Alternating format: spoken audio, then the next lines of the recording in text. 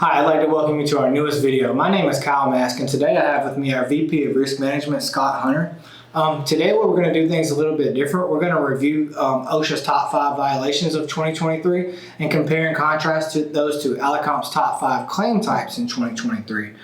So to get us started, the 5th most citation in 2023 was CFR 1910-178, which was powered industrial trucks with 2,561 violations. Number 4 on the list is scaffolding. That's CFR 1926.51, 2,859 violations. Then coming in at number 3, we have ladders, which is CFR 1926.1053, coming in with 2,978 violations.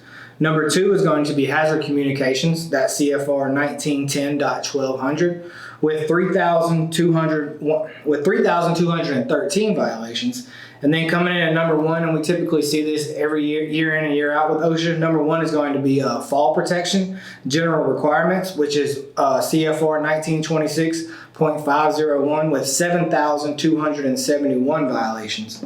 Now Scott's going to review the top 5 claim types from 2023, and we'll see if we can compare these a little bit.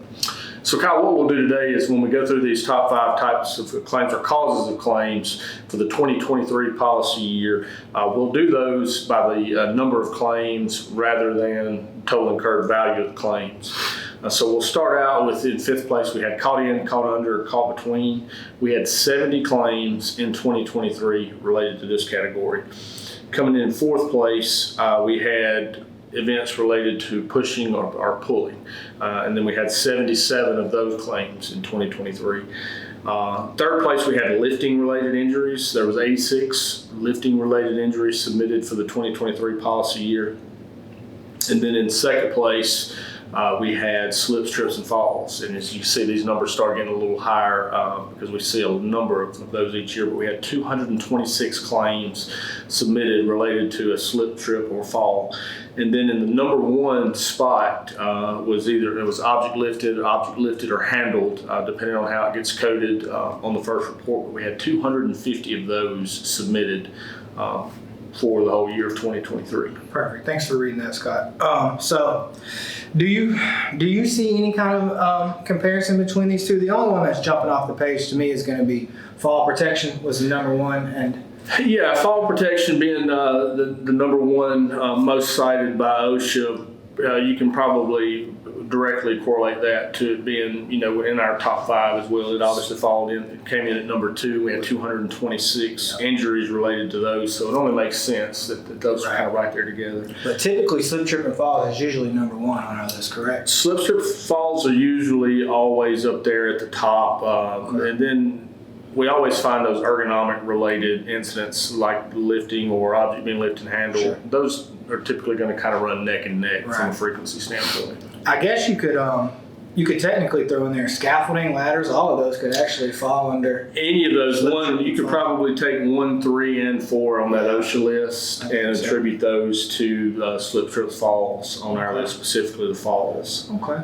And then on the powered industrial trucks, you could probably look at that caught in, under, and between, and there's probably some forklift incidents where a forklift and a pedestrian collide. We have people that get pinned against the walls, pinned against poles, pinned against boxes, crates, whatever. So you could probably make a case for some correlation there as well. Definitely.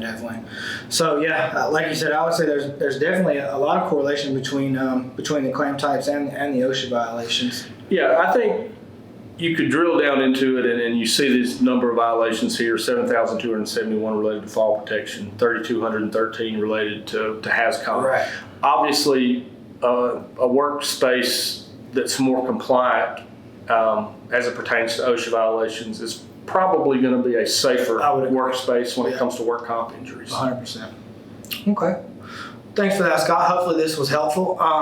We'll post a list of the full top 10 of OSHA citations in 2023. And also, if you need any help with any of these citations trying to become compliant, we have our online safety library that is a great tool as well. And you can feel free to contact me or anybody in the risk management department at any time. We want to thank you for watching today, and don't forget to like and subscribe to our YouTube channel.